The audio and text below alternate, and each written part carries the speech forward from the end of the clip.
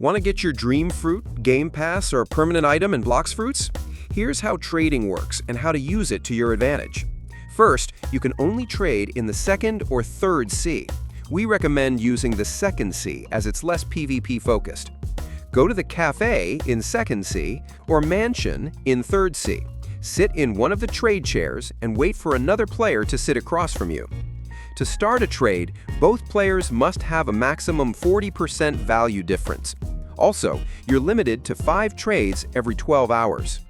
You can trade stored fruits, permanent fruits, stored game passes.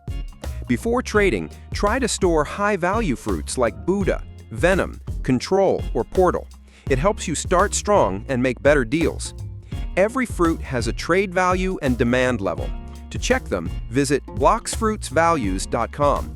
Memorize these values to avoid bad trades. If you want faster trades, use Discord. Join servers like discord.gg/bloxfruits or discord.gg/fantasyplays. There, you'll find trading channels with active users.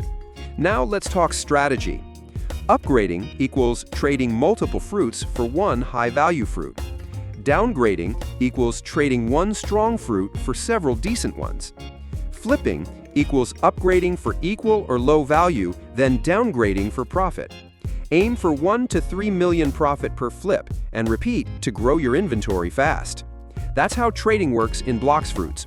Learn values, trade smart, and build up fast. Follow for more Blox Fruits guides and let me know if you want a full flipping tutorial.